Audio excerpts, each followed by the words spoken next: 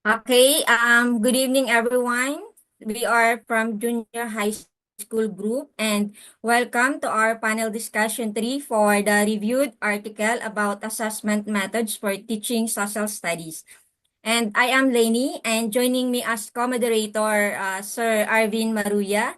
He is from Davao City and he taught at the Ateneo de Davao University Junior High School for 7 years, handling 8th to 10th grade social studies subject and world history, economics, and contemporary issues.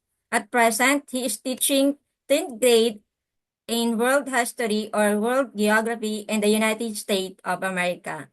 And today, we will explore the reviewed article on innovative assessment methods for teaching social studies.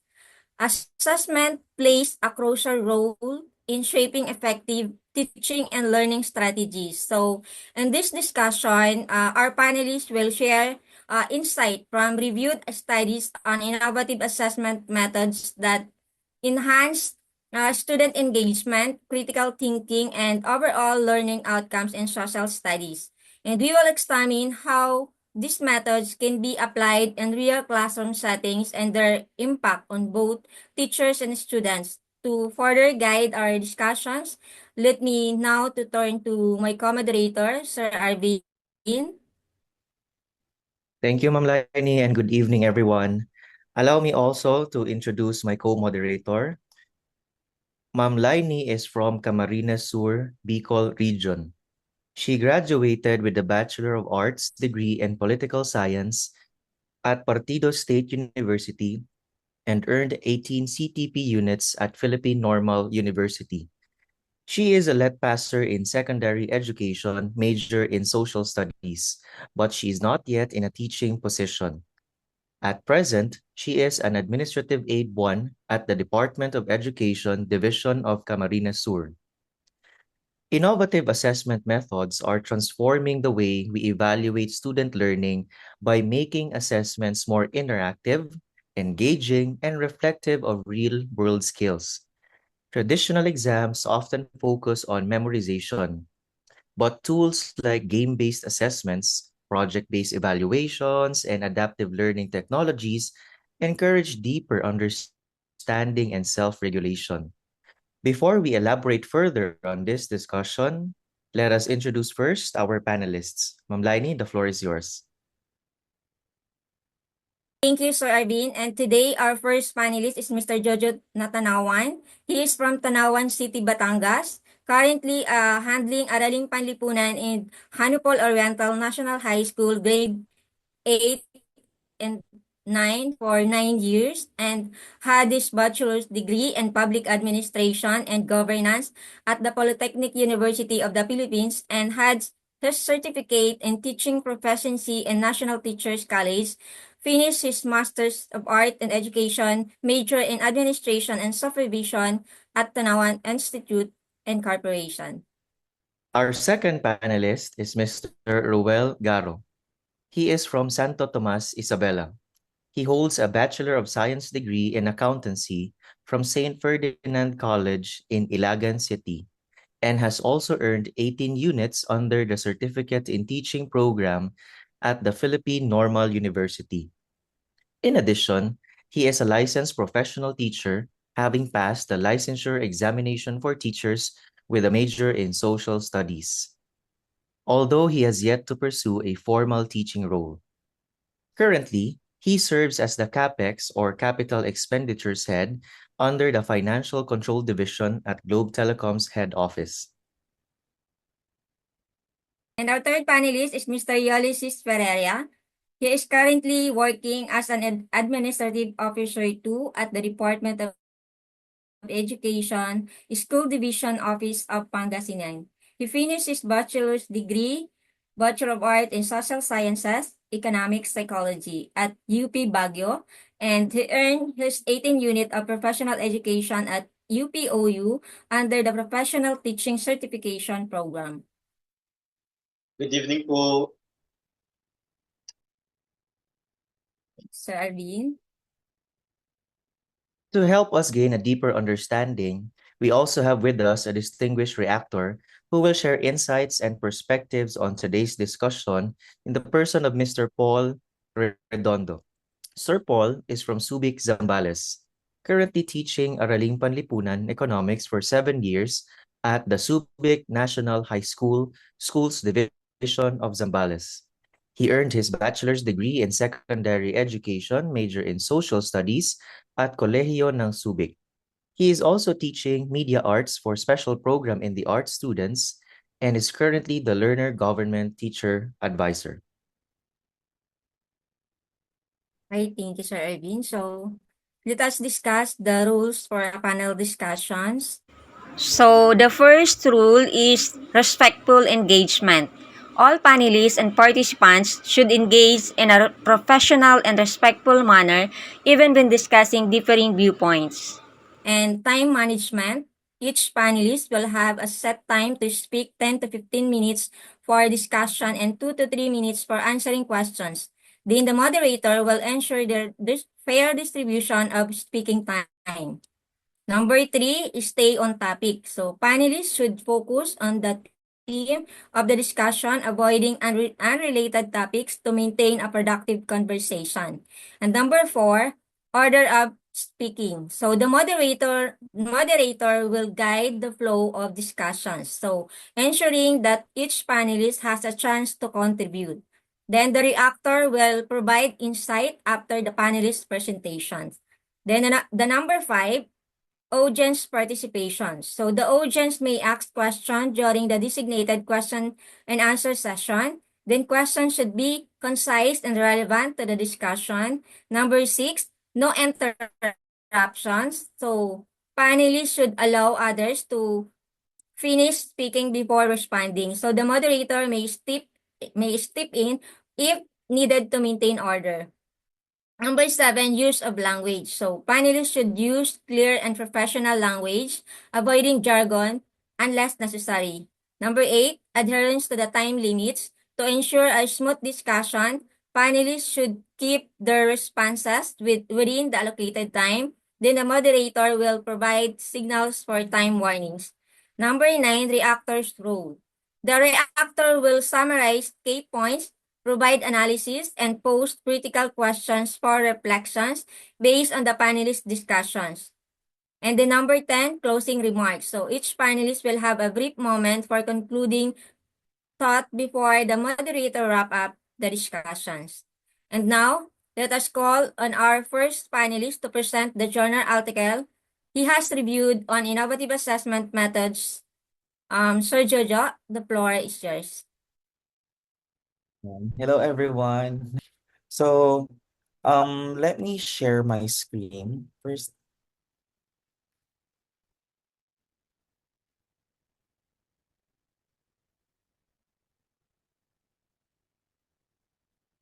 Kikita po ba ng lahat? Yes, sir. Okay, so good evening, everyone. I will be discussing now a game-based formative assessment tool for enhanced students' self-regulated learning in the sense of application of QuizEd. So this is being studied by Jenny Gracie Capuno. And ito po ay actually local study na nakita ko.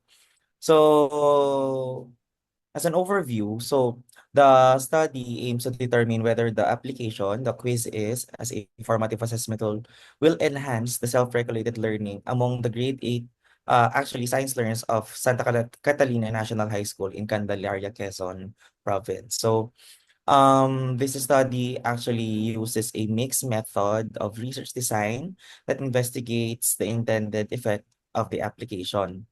So for their conceptual framework, so they use a pre-test first and binigay nila ito to those groups, the control group and the experimental group.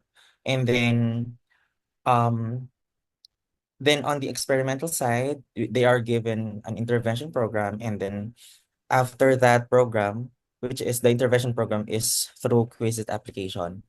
And after using the application, they try to get the reactions and also the feedback of the students so that they can confirm the level of acceptability and the reflections of the students. And then They conducted also a post-test right after the intervention to check if there is an effect or there is a huge help through the quiz is on the assessment of the students.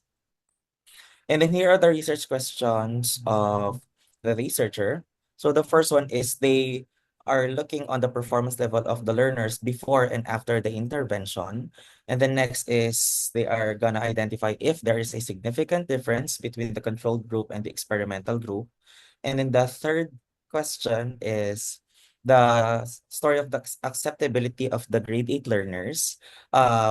In line with how the application is easy to use or how the application helps them to obtain their actual scores. And then their fourth question is how do students feel about the quizzes as form of formative assessment? And for the research design, they use the post-test or the pre-test and post-test control group design. So this type of experiment where participants are randomly assigned to receive an intervention, that is the experimental group, and then the other group will not receive the intervention program. And then the mixed method design was also used on this research so that they can answer the hows and whys if the quizzes application is actually effective. And then for the sampling, they they inform the students via messenger app because this research was actually conducted during the pandemic. So as we all know, the pandemic era was very difficult to every students and also to the teachers. So they developed and they also created some studies regarding some uh, modular assessments and also learning. So on this part, they actually messages the students through the Facebook Messenger, and then a text message was sent to the parents para ma-inform sila that their students are actually included in the study. And also, the Data Privacy Act is strictly followed on this study para syempre for their confidentiality. And then for the research studies, 48 learners are only selected because this is a random sampling. So they just selected 48 students among 452 populations of the school. So actually, this is only on the grade 8 level. And then for the procedures, they had two phases. The first phase was using a localized pre-test and post-test questionnaires to assess the performance level of the participants in the class. And then secondly, they used the survey questionnaire via Google Form to determine if the students' perceived level of acceptability in using quizzes eh, are actually acceptable. And then these post-tests and pre-tests are actually checked by their master teachers and head teachers uh, to validate the acceptability and also the effectiveness of the pre-test and post-test. So regarding the result, as we can see here on table 1, there are two types of group, which are the control and the experimental group. So the experimental group are the ones who are using the quizzes application. As we can see here, during the pre-test, the experimental group got a higher score than the control group, which are using actually a traditional way of teaching and assessment. Then on the post-test, it has the same results, which the experimental group got the higher score than the control group. And then on summary, the experimental group got the highest mean or the higher mean on this study. So that means on the tabulated scores, which is less than 1, there is a significant effect on the student's assessment if they are gonna use quizzes application. And then when it comes to the level of acceptability of the platform, here are the results of the feedback of the students. So as we can see here, there are some aspects regarding the usefulness and the ease of use of Quizlet. So on letter A, the interpretation on this one is quizzes is very useful to the students. It really helps them to memorize and actually understand their lesson. And then on letter B, we can see here also that the students agree that the application is very easy to use and they can actually use it alone. Even though they don't have any supervision from their teachers, still they can use the application and they can actually understand what is the content of the assessment. Then regarding on students' feedback, 95% of the respondents enjoy playing the game. And 90% of the students says that the graphics and the gameplay is very appealing to them. The background music also and the leadership board makes it more encouraging to the students to play the game and to get the highest score. So it triggers them to perform well and to do better on every level of the game. So personally speaking, I tried this application and the graphics are really good, and also the contents can also be edited by the teacher. So it means that the application gives us the freedom to personalize the quiz, to personalize the assessment on how we can make it more personal and make it more aligned to the most essential learning competencies of Department of Education. So it means that this application is very easy to use on the student sides and also on the teacher's side. So these are the actual feedback from the students. So student C says that the teacher allowed them to repeat the game, which made them remember the lessons much easier. So as we all know, repetition is a very effective approach to the students for them to understand and to comprehend the lesson. And then student F says that I can see the results right away. The game shows me how I perform compared to my students. So they develop a positive competition here using the quiz. So using that positive competitiveness, they can excel on the topic that they are being taught.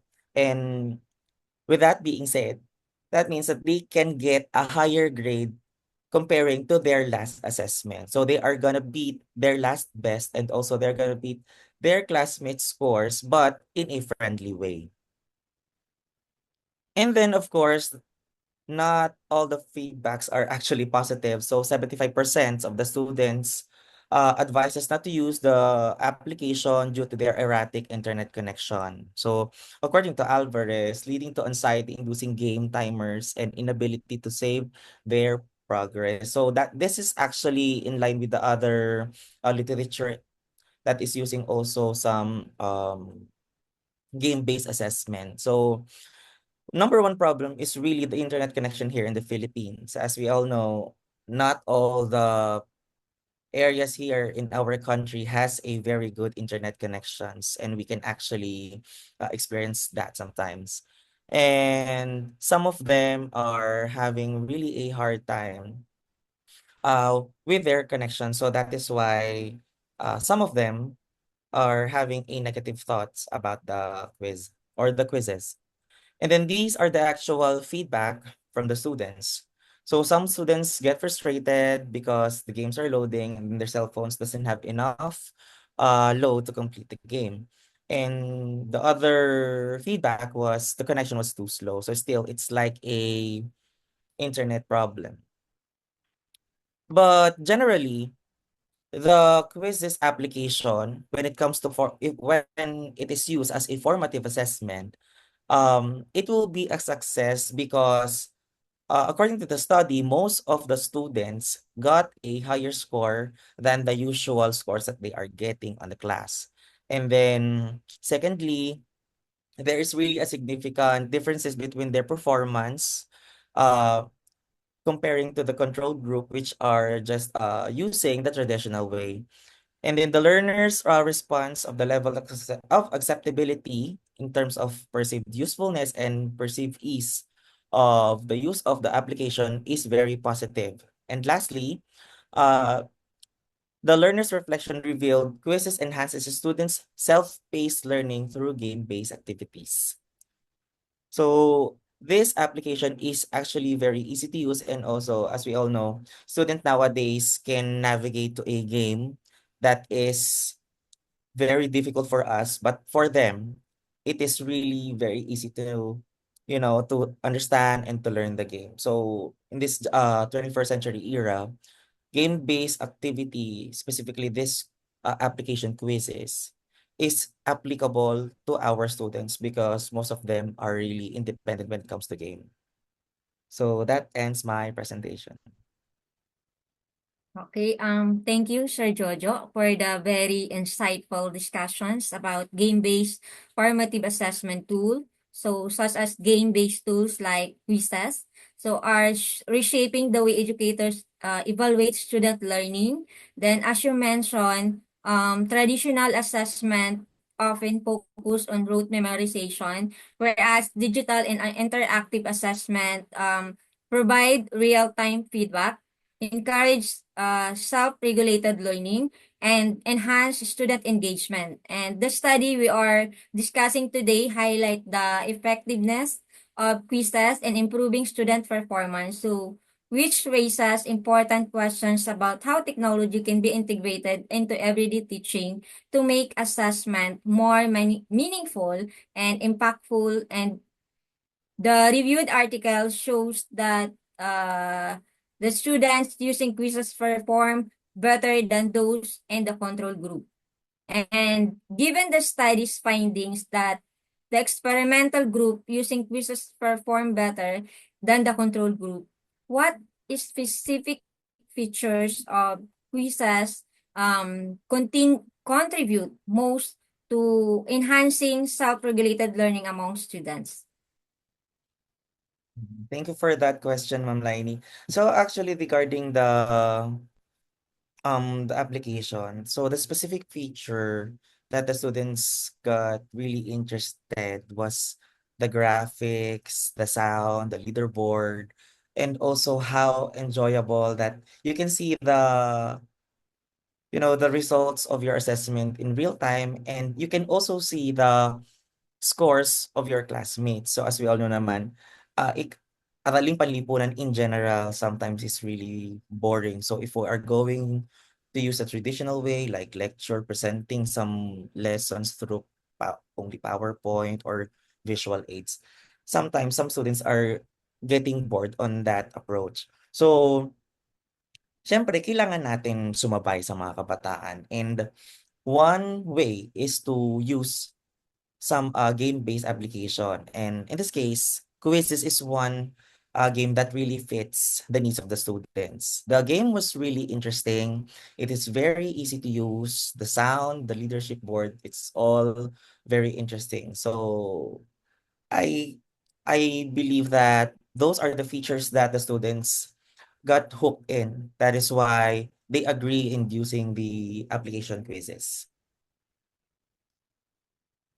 Okay, thank you, Sir Jojo, for your very informative questions.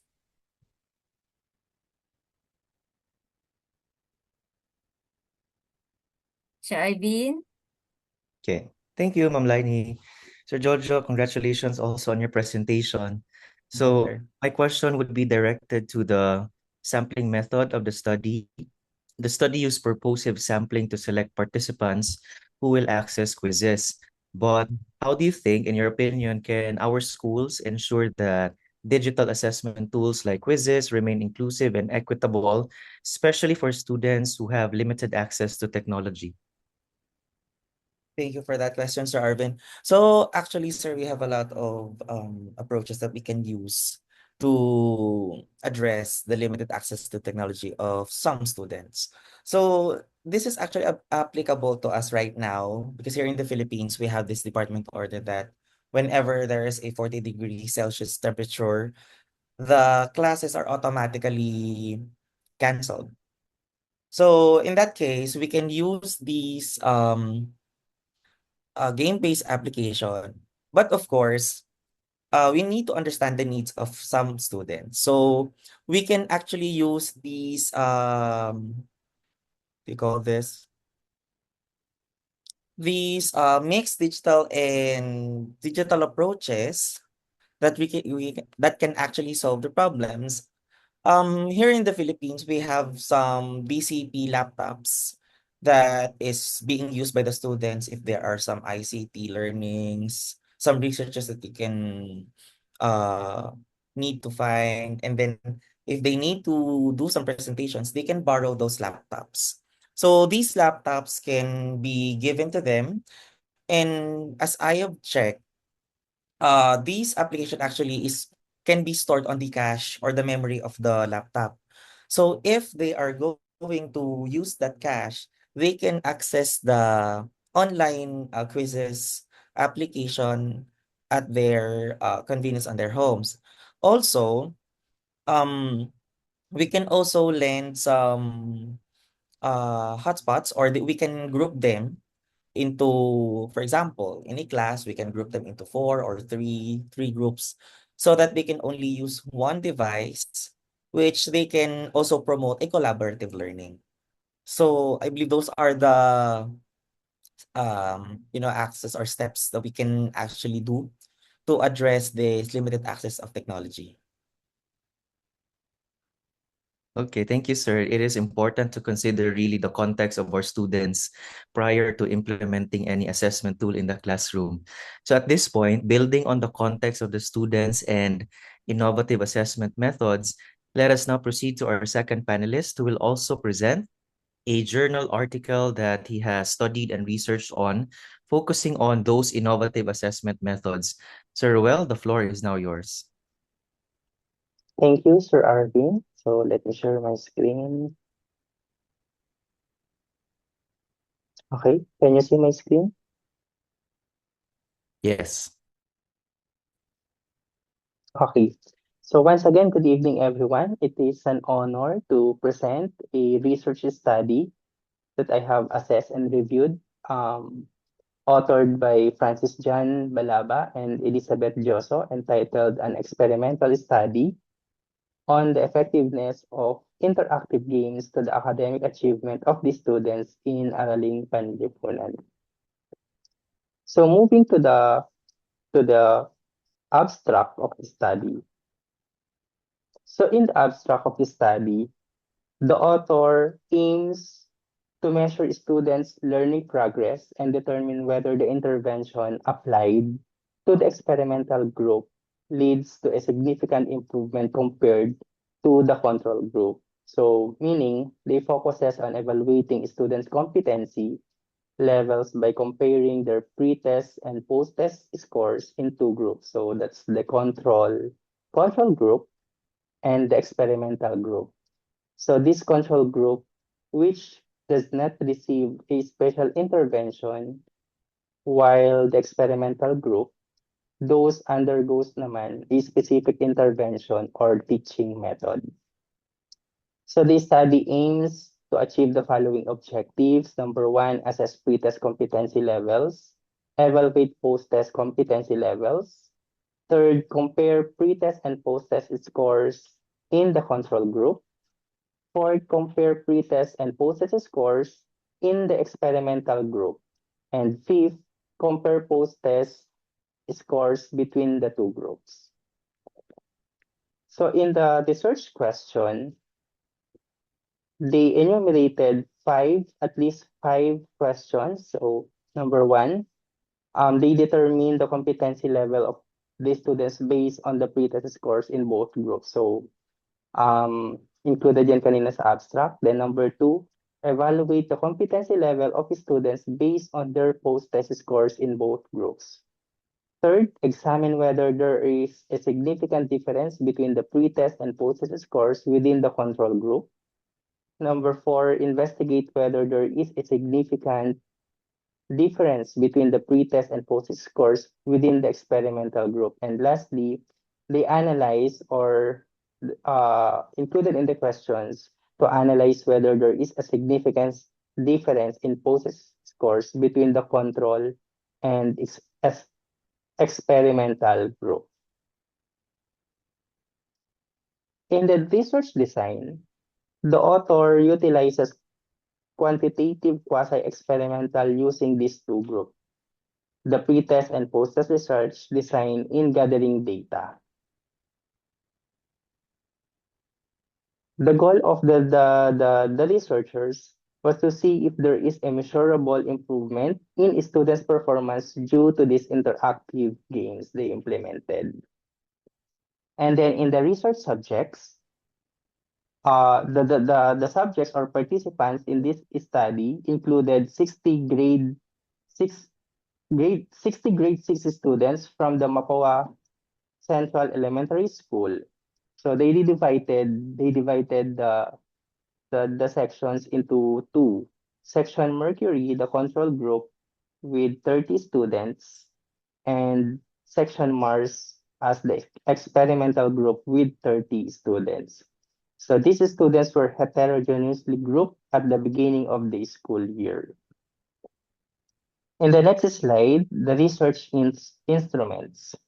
So the researcher used a 40-item validated test based on DepEd Order 8 Series 2015 to measure academic achievement.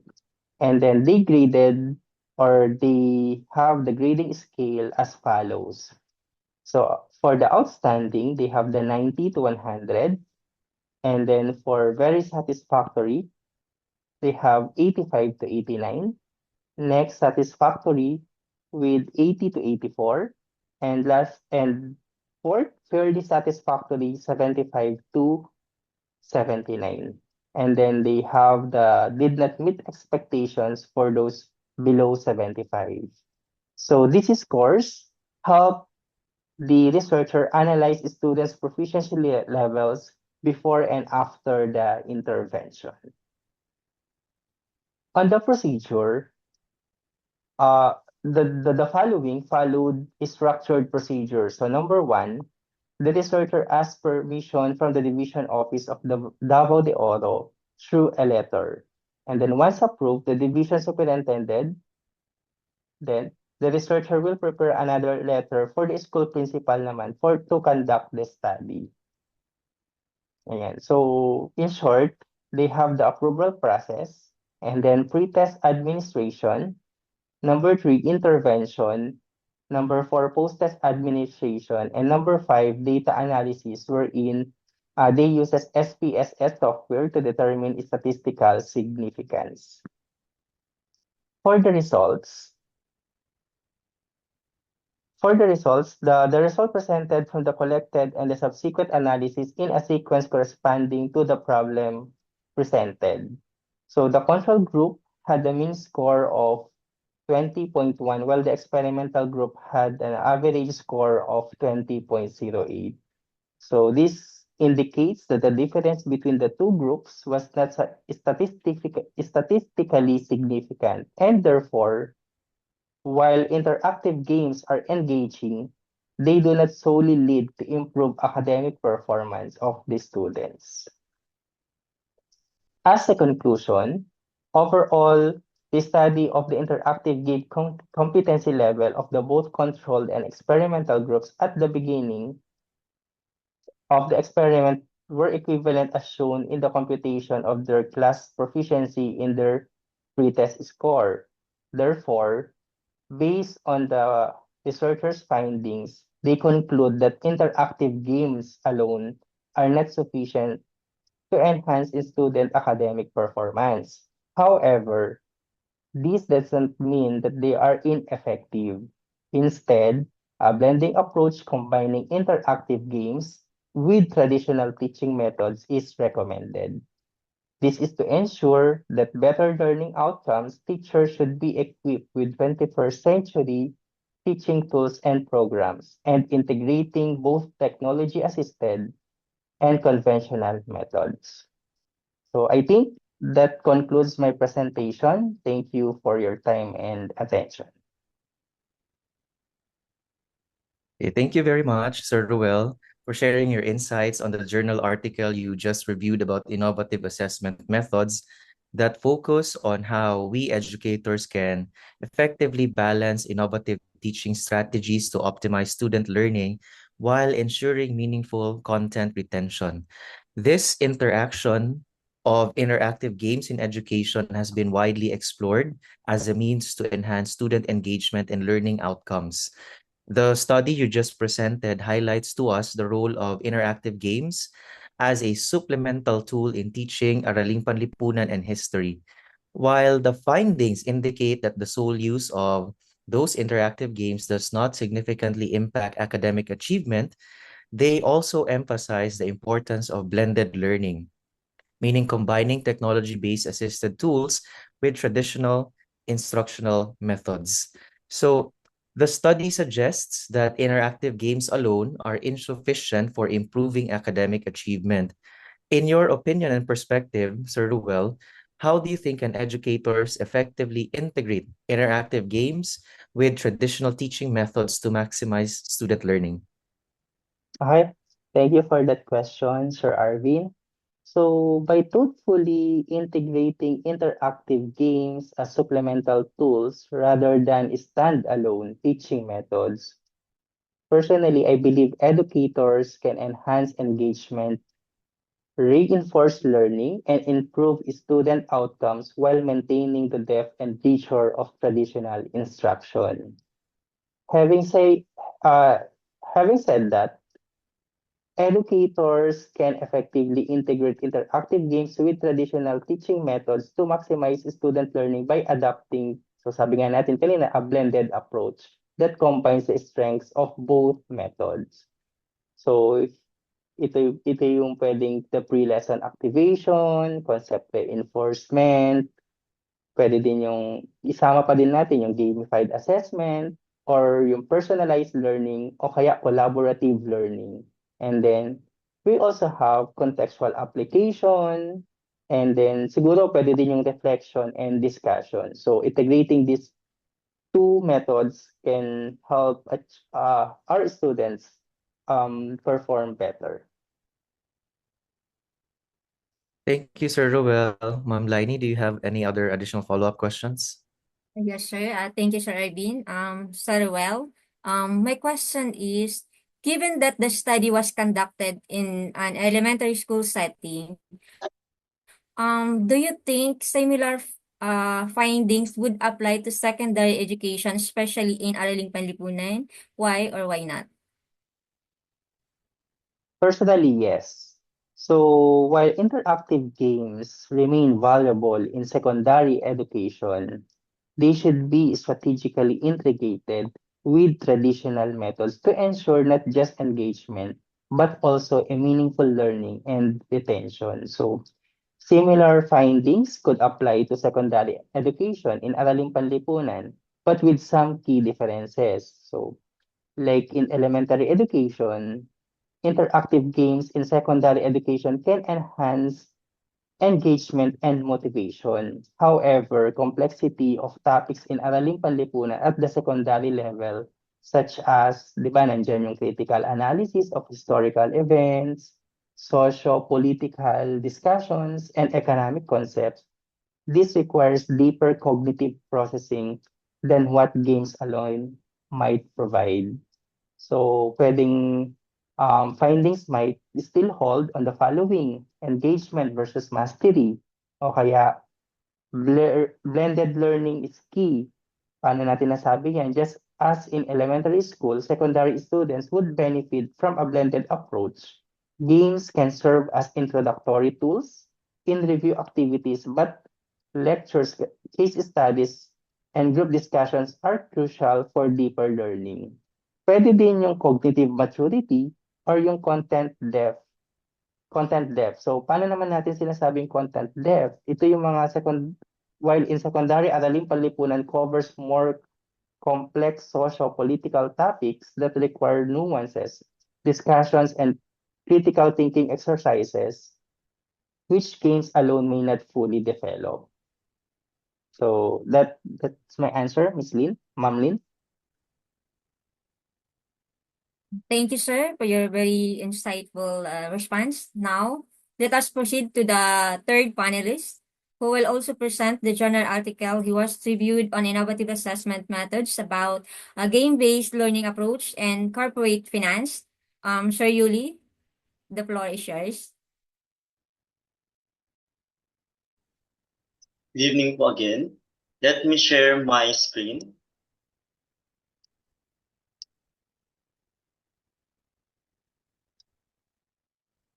Nakikita na po ba?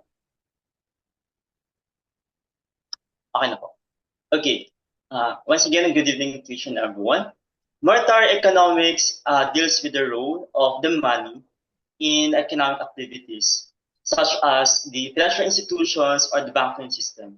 Tonight, I'm going to discuss to you the paper made by or authored by Leon Chen and Punit Jaiprakash of the Minnesota State University Mankato, entitled Corporate Financing Decisions in the Presence of Asymmetric Information, a Classroom Game.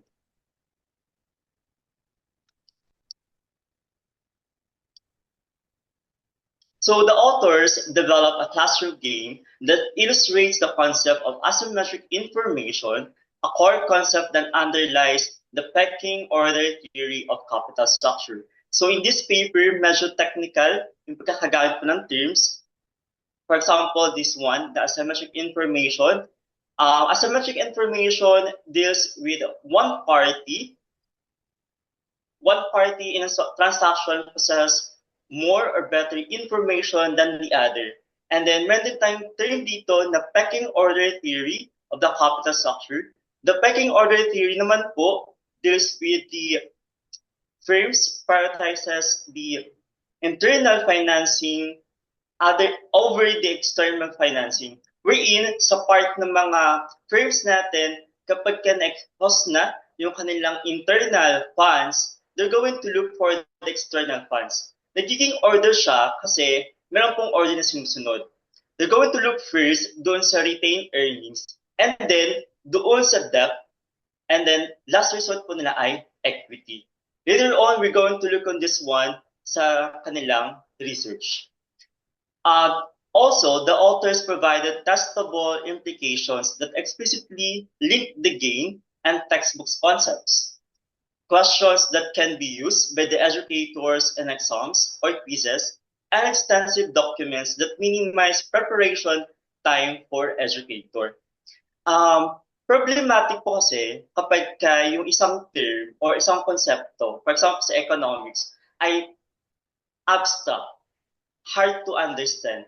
Kung sa part po natin na educator ay mahirap na siyang gawin or mahirap na siyang intindihin, what more pa kaya sa mga estudyante natin na ating tinuturuan. So for this case, maganda po na ipag-link ang game and then the textbook concepts para mas mapadali yung pag-discuss natin ng mga hard topics po na ito. And also, ang maganda pa sa paper po na ito ay doon sa appendix site niya, nag-include yung mga authors po natin ng mga worksheets na pwede pong i-adapt ng mga educators natin. What is the importance of incorporating the game in the classes? First of all, it is beneficial.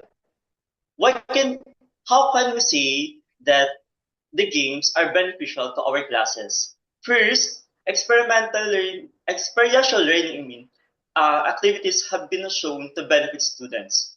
Second one, the game helps the course meet business school accreditation requirements.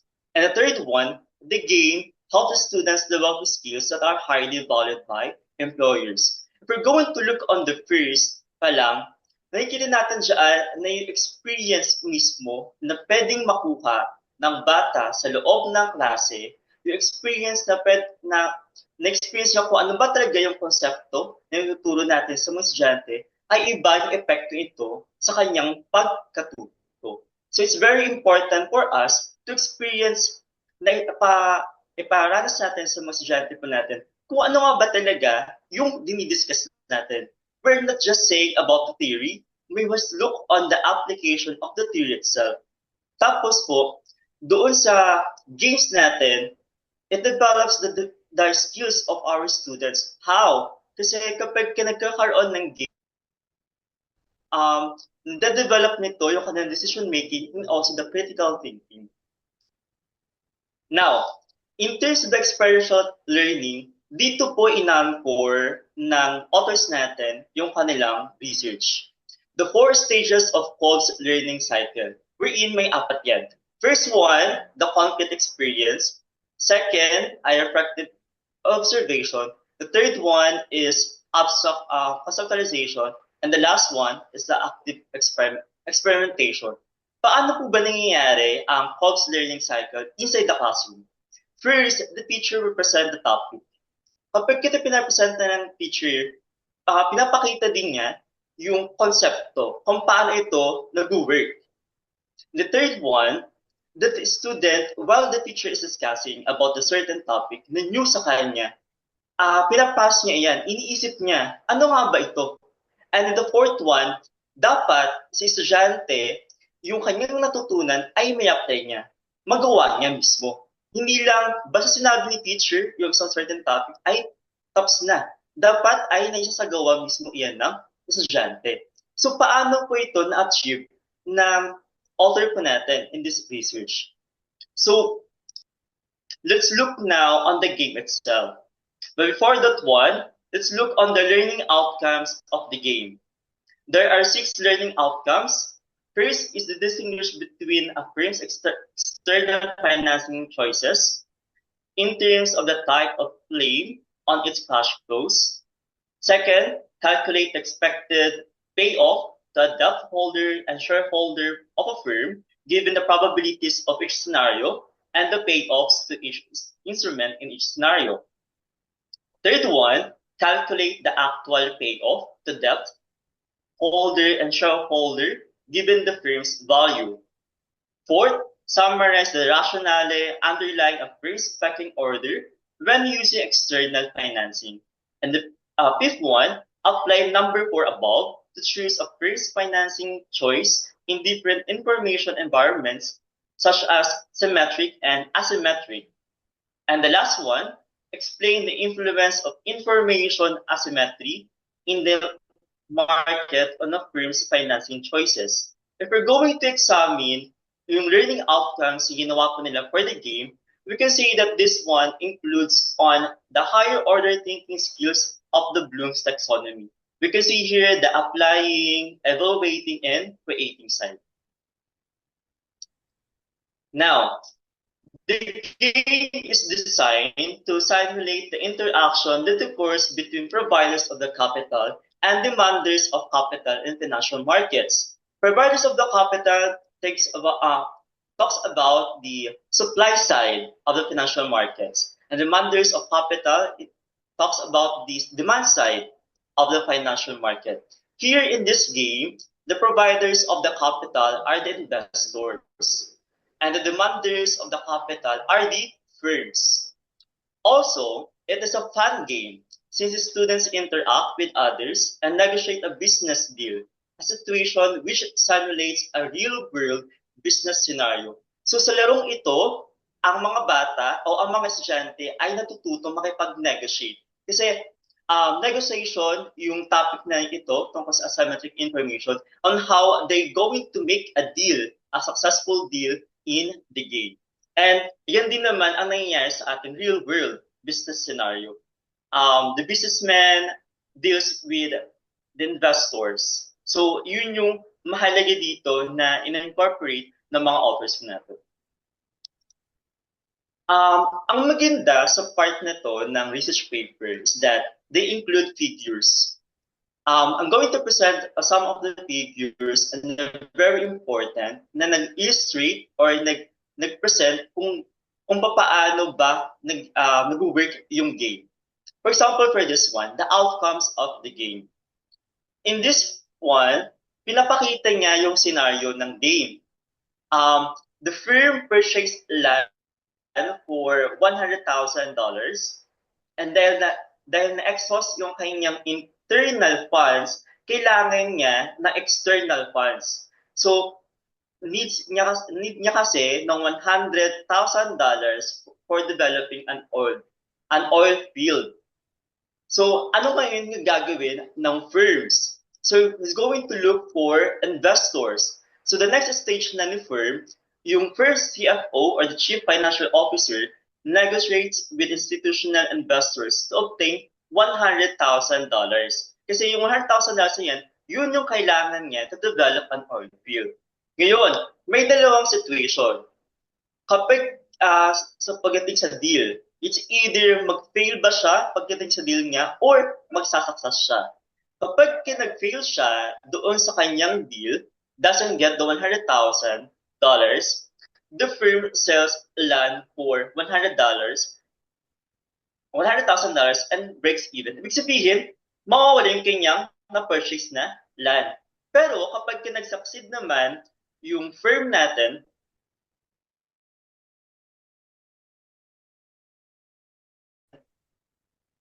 dollars. Ngayon, kapag nag-succeed siya, another scenario na naman yung kanyang pagdadaanan. Yung $100,000 ito ay gagamitin na niya in the development of the oil field. Kapag nag-succeed yung development ng oil field, the firm is valued at $480,000. Pero kapag nag-fail siya, the firm is valued at $120,000. Nag-fail na nga siya, nagkautang pa siya, so hindi ito dapat yung ini-aim ng mga estudyante. Ang ini-aim nila, dapat at the end of the game, ay yung firm makapag-value ng $480,000. Now, ano ba yung setup ng game na to? In this game, there are 7 rounds. In these 7 rounds, it is divided into 3 periods. The period 1 consists of the rounds 1 and 2. Period 2 includes rounds 3 and 4. And the third period and the last period composed of the rounds 5, 6, and 7. In this case, if we're going to look on the symmetric information and the asymmetric information, kung paano siya in-incorporate sa game, sa period 1, merong 50% chance of success. Etong 50% na to ay alam mismo ng both side, the firms and then the investors. These firms and investors, by the way, are represented by the teams of the class. Ang class kasi ay nade-divide into teams. At yung bawat team na yon are classified into two. Firms ba sila or investors? And for the second period naman po natin, the firm first chance of success is 50%. Etong 50% din na to ay pwedeng malaman kapag katatanungin ng mga investors. So may symmetric information. Alam ng bawat side kung ano yung chance of success. But in the third period, dito na papasok yung asymmetric information. Wherein, ang nakakaalam lang ng chance of success is the firm. Hindi alam ng investor kung ano eksakto na chance of success. They just know assumption lang. Range niya between 30% and 80%.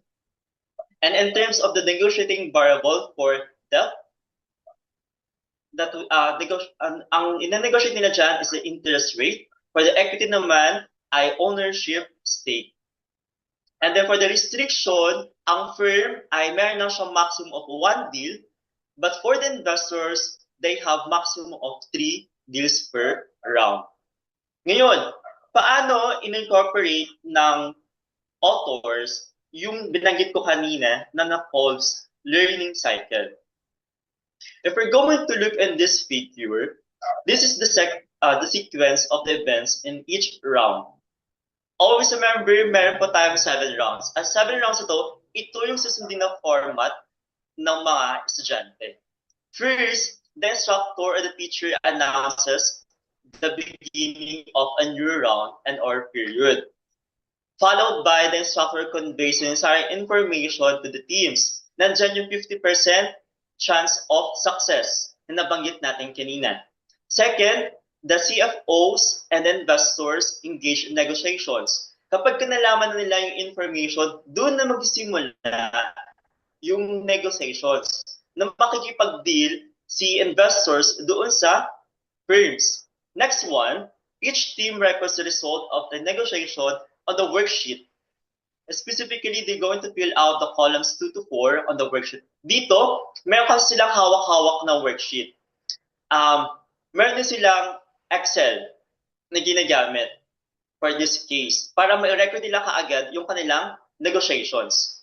The next one, investors report the results to the instructor who records this in an Excel sheet. Sa part po na ito, kapag nireport na mismo ng investors sa kanilang teacher yung result ng kanilang negotiations, ipa-flash kaagad ito ng teacher. So, ibig sabihin, nakikita kaagad ng mga estudyante kung ilan ba yung nag-succeed na negotiations. Next, instructor announces whether the development of each oil field was a success or failure. In this case, kapag na-announce ng teacher, the students now will calculate the actual profit and the cumulative profit. So kailangan ng mga estudyante na may apply na ngayon yung natutunan nila mismo sa klase. And then the next one, each team updates their worksheet. Specifically, they're going to fill out the columns 5 to 7 on their worksheet. And then the last one, instructor announces the end of the round. Now, if we're going to look on this sequence, dito na sa salamin, yung sasabi ko kanina na Hobbs learning cycle. Nandyan yung concrete experience na wherein pinakita ng teacher yung situation, tapos pinag-isipan maigi ng mga estudyante kung paano sila makipag-deal, and they applied what they have learned in the class. So what is the result of the game?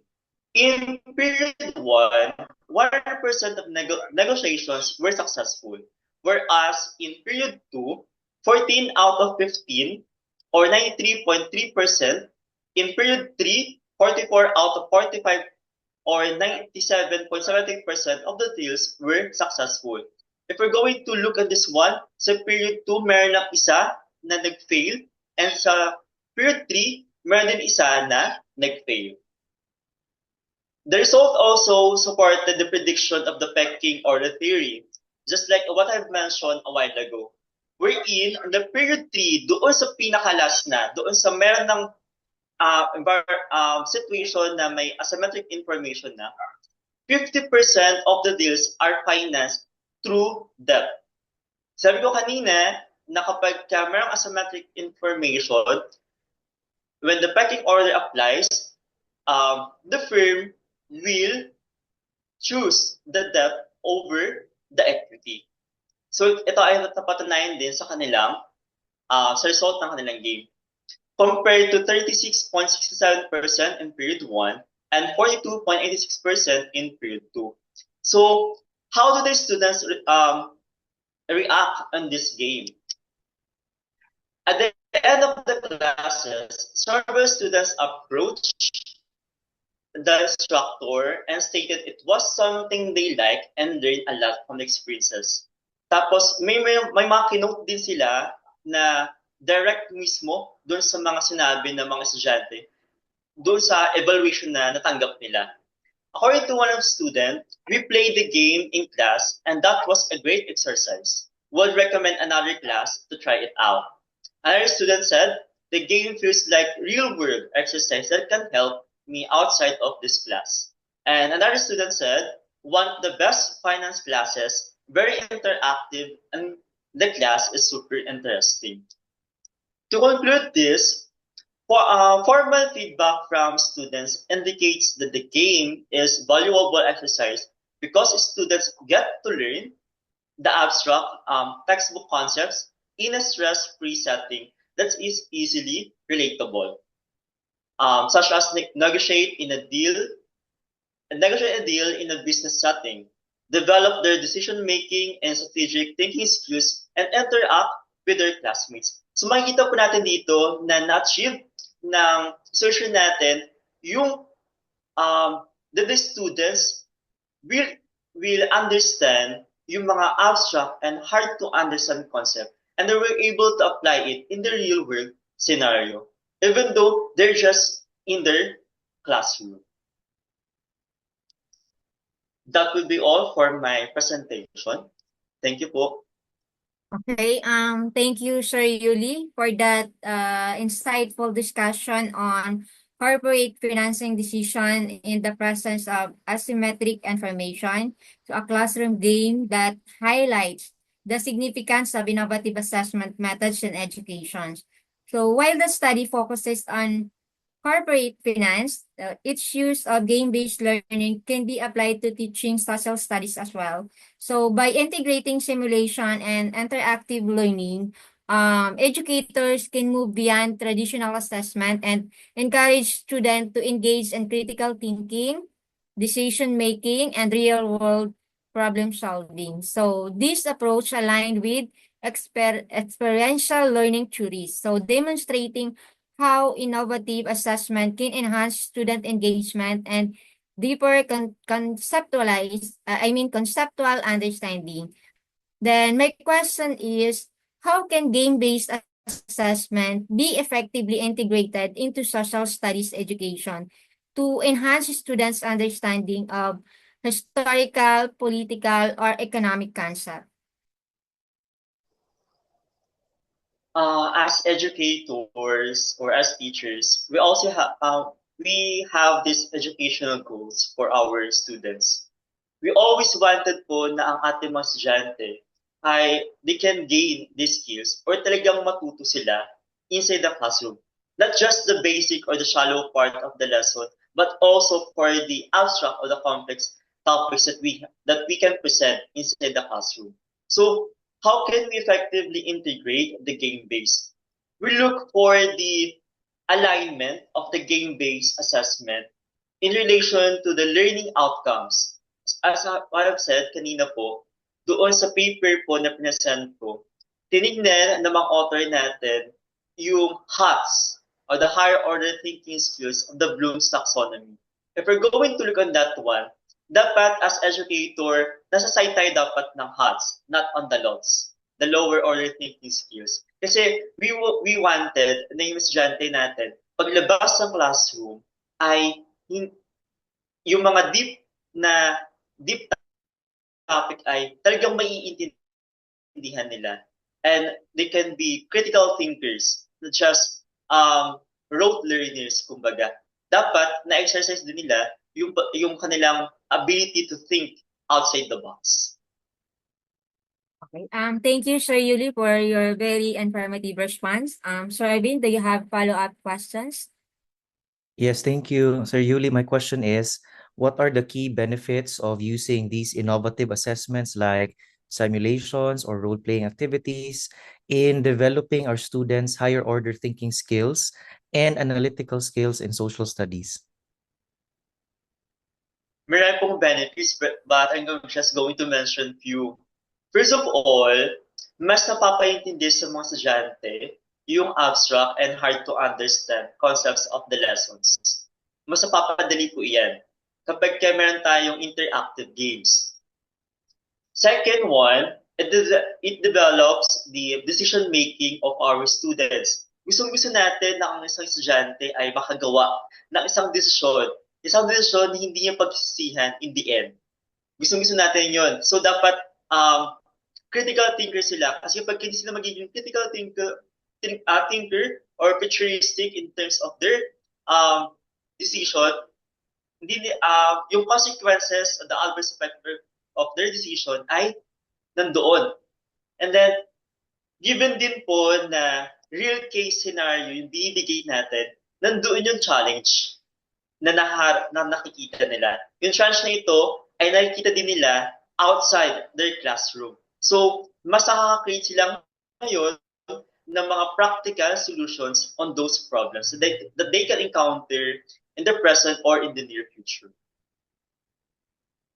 Okay, thank you, Sir Yuli. So at least your research presentation gives us another perspective of what other gamified modes we can use in the classroom. And even if it entails a lot of preparation on the part of the teacher, I'm sure that the students will enjoy the session and will be led to develop critical thinking skills. Now let's proceed to our reactor, Sir Paul. We are pleased to have you share your insights and analysis on the panelists' presentations. You are invited to provide maybe a question or an insight for each panelist. Go ahead, Sir Paul.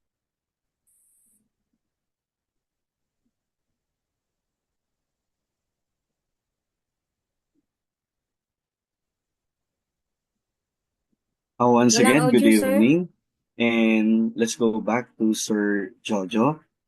The study presents a compelling case for integrating digital tools like quizzes. Am I audible po? Yes po. Yes, sir. Audible na po ba? Nawawala, sir. Yes. The study presents a compelling case no, for integrating digital tools like quizzes into formative assessments. Highli-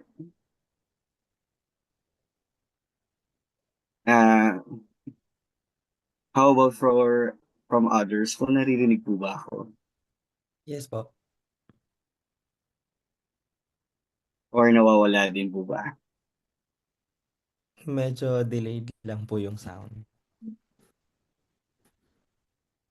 Sige po, I will continue po, no? So, highlighting their positive impact on self-regulate learning and the mixed methods approach strengthens the study's reliability by providing both quantitative and qualitative insights.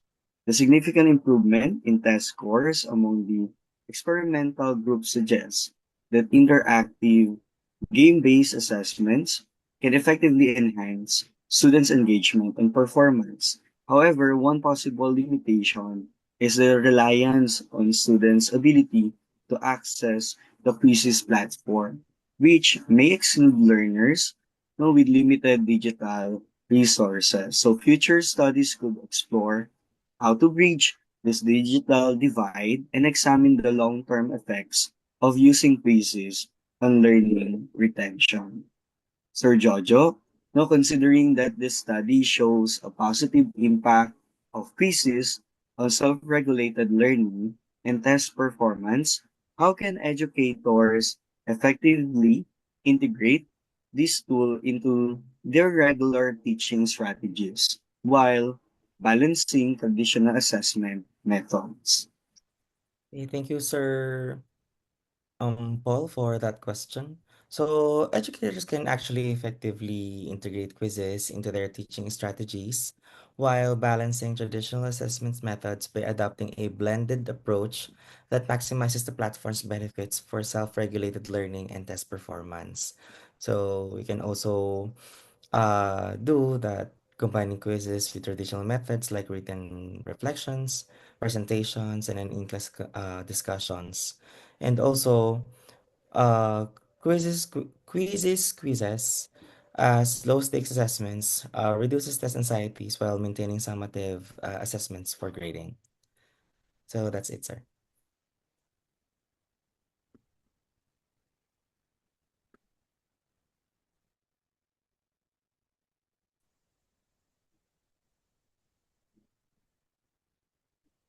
And so thank you, Sir Jojo, no? Ayun, we could combine, no, naman yung pieces, no, with the written reflections. So mukhang maganda naman din yun. Aside from, uh, just being dependent or relying tayo doon sa digital, no, to reach those digital divide for those who have limited digital resource. So for our second panelist naman, no, Sir Ruel, and the study provides a valuable insights into the role of interactive games in araling panlipunan instruction.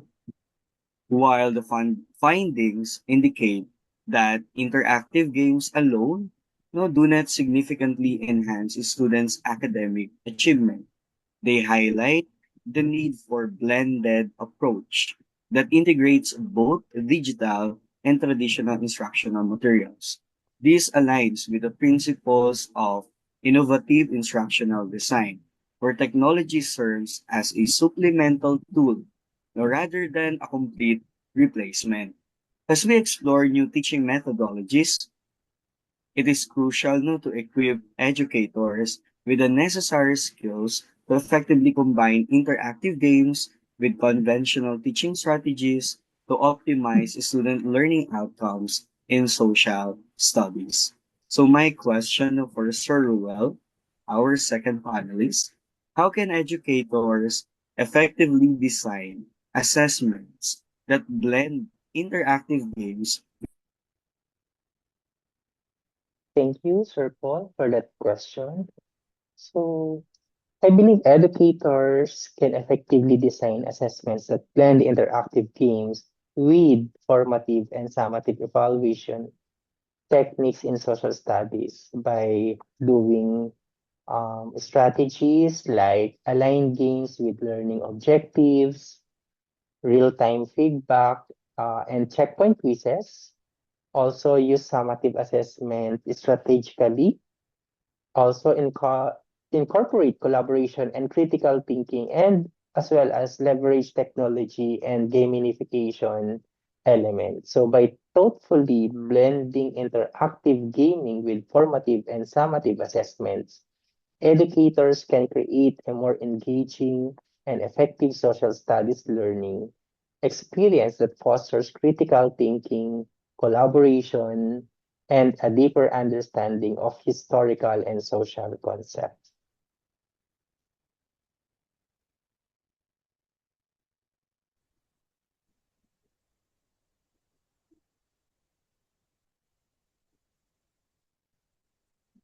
Ayan. Thank you, Sir Ruel. And mahalaga talaga no na when we use no as or we when we design no an assessment para ma-blend natin yung interactive games no, with our formative and summative evaluation, no, it should be aligned talaga no with our learning objectives.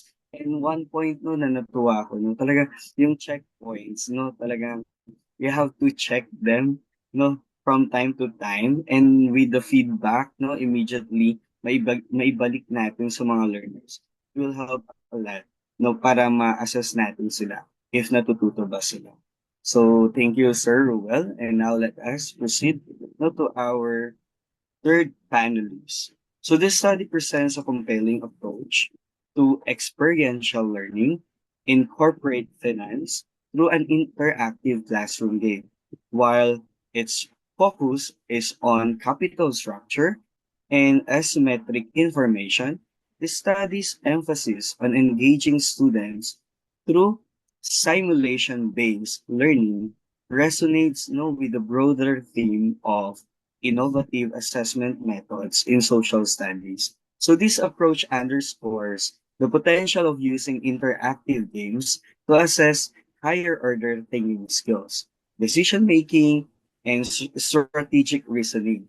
These are key competencies in both finance and social studies education. So in social studies, innovative assessment methods go beyond traditional tests to include simulations, role-playing, and digital interactive platforms. So the integration of experiential learning aligns with the constructivist learning theories, which emphasize active participation and real-world application of knowledge.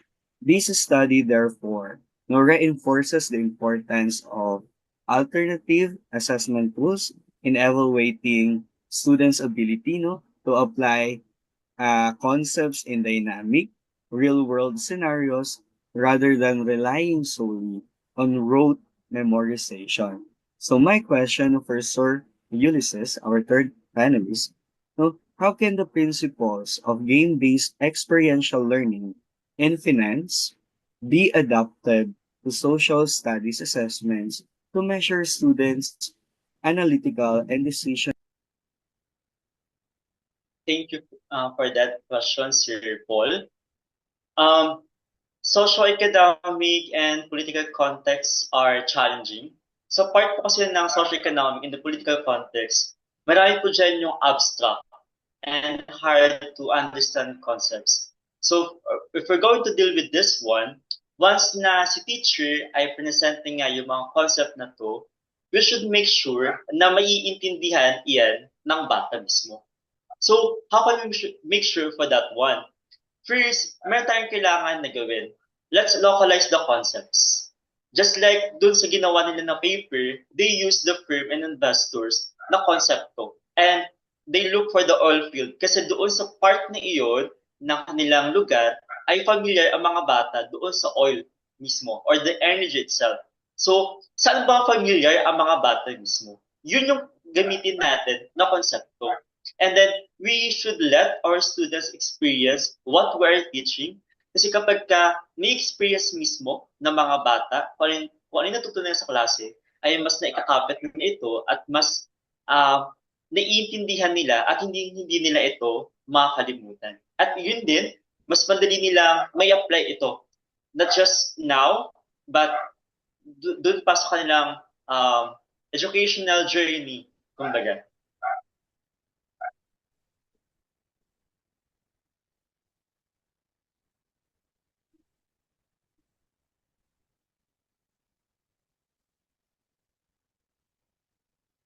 Thank you, Sir Ulysses. No? Talagang napaka-challenging no, ng pagtuturo ng social studies. However, sa kabila ng mga abstracts, no, hard to understand concepts, ayun nga, no, thank you for reminding us to make sure no, na maunawaan ito ng ating learners no, through the localization no, and contextualization so that no, ma-apply nila ito no, in their education and syempre in our real life situations. So once again, thank you for presenting from Sir Jojo to Sir Ruel and to Sir Ulysses for presenting your studies na research to us.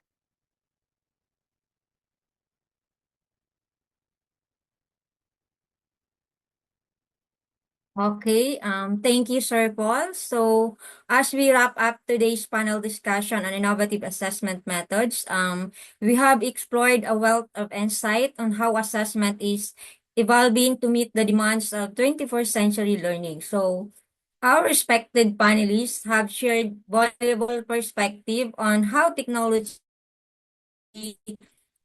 alternatives assessment strategies, and student-centered approaches are shaping the way we evaluate learning outcomes. And from the digital tools to perform-based assessment, it is evident that innovative methods not only measure knowledge but also enhance student engagement and critical thinking skills. So this discussion has reinforced the need for continuous improvement in our assessment practices to ensure they remain relevant, inclusive, and effective. So on behalf of everyone, I sincerely thank you, our panelists, for their expertise and thoughtful contributions, and to all participants for your engagement and this meaningful exchange. Maraming salamat at magandang gabi po. And with Sir that, Wells. Lainey, today's discussion has Okay, truly sorry. highlighted the transformative power of innovative assessment methods in shaping a more dynamic and responsive educational system. So, as we navigate the future of teaching and learning, it is crucial to embrace assessments that go beyond traditional tests and foster real-world skills, creativity, and problem-solving activities. Let's continue to advocate for meaningful and effective assessment practices that empower both teachers, students, and even the staff. Once again, our deepest appreciation to our panelists for sharing their expertise, and to all of you who are watching this Zoom recording for being part of this important conversation. Thank you very much, and we look forward to more discussions that will drive a positive change in education.